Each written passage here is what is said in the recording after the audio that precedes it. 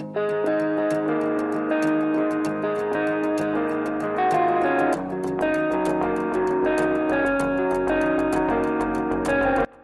guys, welcome back to my channel. Today I'm here with the If I Were an Indie Maker tag. George started this a while back. I just haven't had a chance to film it, so I'll link her video down below and we'll get started with the questions. Question number one is, if you were to create your own indie polishes, what would you call your brand? So it's a little bit of a backstory to why I decided to do this tag. Last year I was about this close to starting my own indie brand, very close to it, and I had names, I had my name, I had my logo, I had everything ready to go. And then when I went to my insurance agency to ask how much it would be to insure the business, because I would be working out of my house, they came with an astronomical figure and told me that I would need a fireproof container for all of the products that I would be keeping in the house. Those fireproof containers are anywhere from $2,000 to $8,000 just for a fireproof container. So the money, I just did not have the money to invest into the brand at that point. So it's something that I'd really like to do down the line. It's not completely off the cards, but I need to come up with the capital that I really didn't think I would need to start off with. Yeah, it's very expensive to start your own indie brand. I'm sure Debbie can attest to that, but I guess the regulations where I live are slightly different. And yeah, when I found out that I needed this fireproof container and I needed the extra insurance on the house, I just thought I'd let them know I'm operating a small business out of my house. It's going to be an extra $30–40 a month. No, not the case whatsoever. So yeah, if you're thinking about starting any brand, definitely do your research first.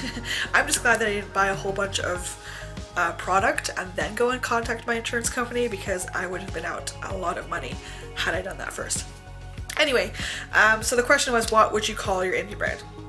The name that I picked for my indie brand was Firefly Lacquer. I have a logo, I will pop it up for you. So hopefully at some point this will be a possibility and it will actually happen, but for the time being it's just a dream. Question number two is, what would your first indie collection be and why?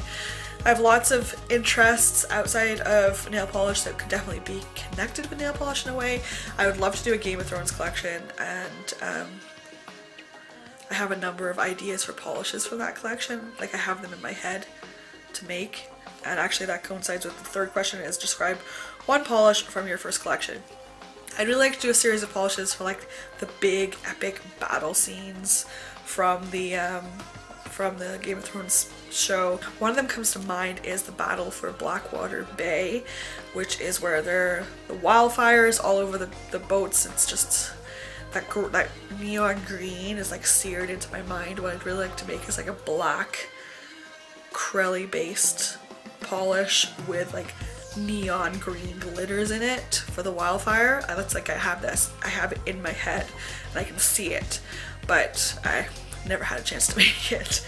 Number four, what is your favorite indie polish finish? Right now, multichromes are definitely like high on my list. That and the holographics obviously, but definitely multichromes this year.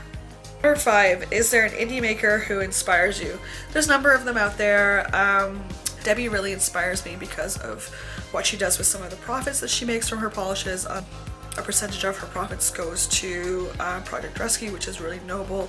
And the first year of polish making, I've heard, is very hard to break even. So the fact that she's doing that now in her first year is extremely noble and aspiring. I also I'm really inspired by the things that Lindsay does at Tonic Nail Polish. I just love her brand, and every single bottle there's something unique going on in it. So I just think she has a really neat eye for creating interesting polishes. Number six is, what is your favorite bottle shape / what would you use? I don't really have a favorite bottle shape. I don't really like odd bottle shapes like the pop polish bottles. really bug me. I really hate those polish bottles, I really do. I would probably just use a square bottle or a rectangular bottle, something like that. But I wouldn't use anything odd or crazy. Number 7, is there an indie polish that you wish was made slightly different?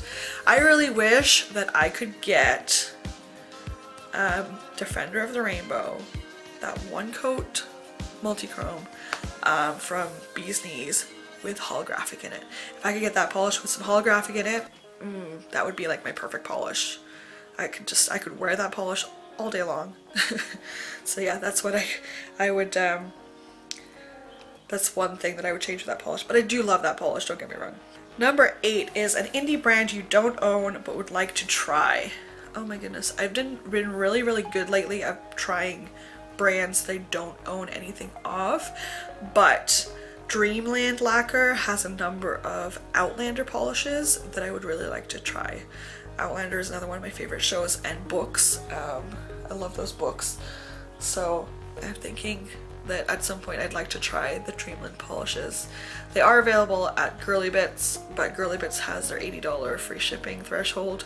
So maybe next time I do an order with my friend, I will try some Dreamland polishes, or maybe even from Polish Pickup, but I have yet to try Dreamland Lacquer. Number 9, if you were to do a collaboration with an indie maker, who would it be? I've been lucky enough to collaborate with Artist Nails this year, which was amazing. It was so much fun to collaborate with not only Kat, but with the other ladies that were involved in that collab. That was one of the best things that happened this year in my YouTube life, if not the best. I don't know. I need to do like a top 10 things that happened this year, but that was so amazing, and I was so happy to have contributed with that and have been asked to do that. But if I were to collaborate with another maker, I think it would have to be Tonic, just because I love Tonic so much.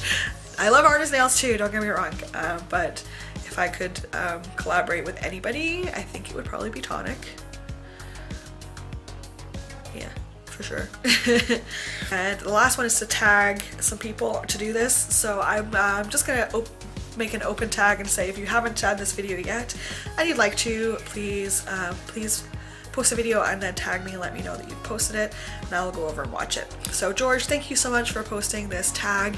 It was fun to do it. I haven't done a tag video in a while, so it's nice to do a tag every now and then. But yeah, that's it for today. Thank you guys so much for watching, and I will talk to you in my next video. Bye.